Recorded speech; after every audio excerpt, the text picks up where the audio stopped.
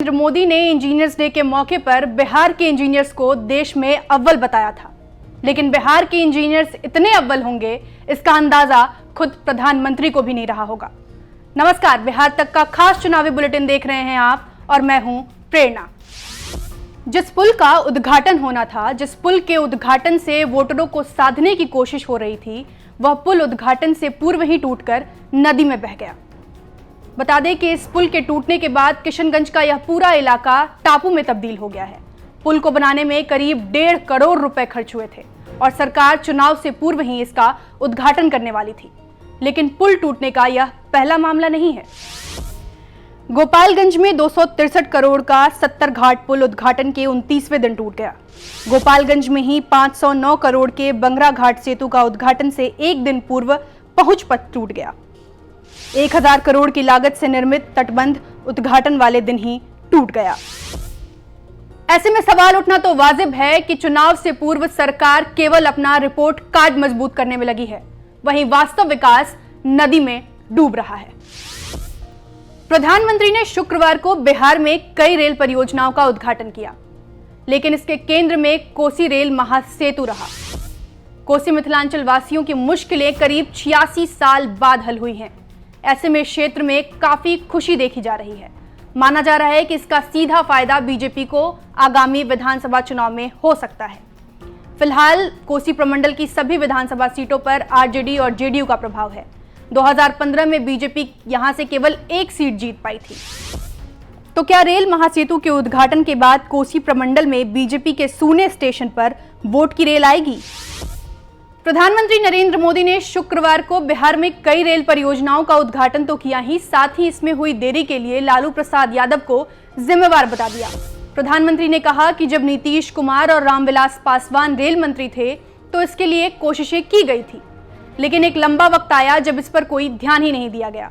प्रधानमंत्री यहां उस वक्त की बात कर रहे हैं जब केंद्र में यूपीए की सरकार थी और लालू प्रसाद यादव रेल मंत्री थे। किसानों की नाराजगी से घबराए प्रधानमंत्री नरेंद्र मोदी ने इस पर अपनी सफाई दी है। प्रधानमंत्री ने कहा है कि कुछ विपक्षी पार्टियां इस पर किसान को गुमराह कर रही हैं। किसानों को गुमराह होने की जरूरत नहीं है, क्योंकि इस विधेयक से किसानों को फायदा पहुंचेगा। लेकिन राज्य की मुख्य विपक्षी पार्टी इस पर चुप कैसे बैठती? तेजस्वी यादव ने कहा है कि नौजवानों के बाद अब सरकार किसानों को भी निशाने पर ले रही है।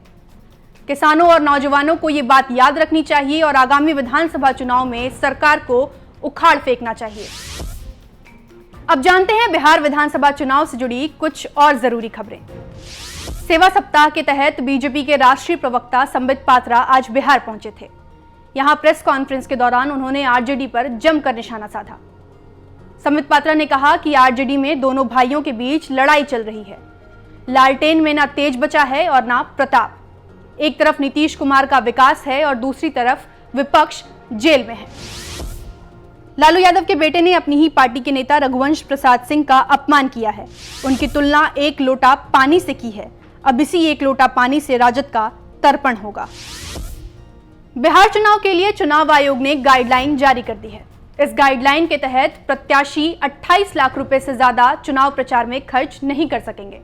हालांकि चुनाव आयोग ने कानून मंत्रालय को पत्र लिखकर इस खर्च को 2 लाख रुपए और बढ़ाने की डिमांड की है। अगर यह डिमांड स्वीकार कर ली जाती है तो चुनाव प्रचार का खर्च 2 लाख रुपए और बढ़ जाएगा।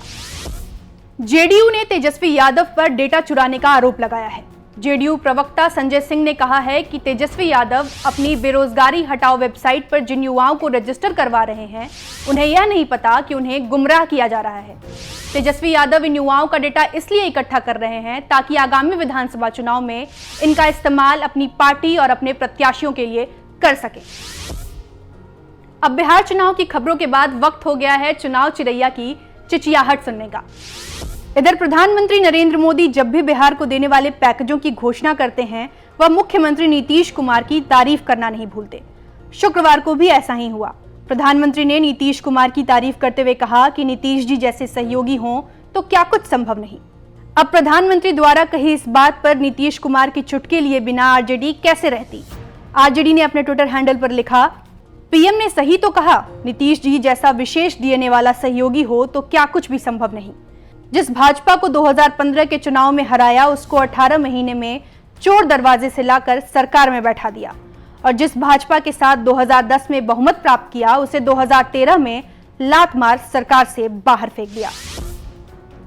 अब आज के चुनावी बुलेटिन में इतना ही। मिलते हैं कल इसी वक्त दिन भर की चुनावी खबरों के साथ। शुक्रिया।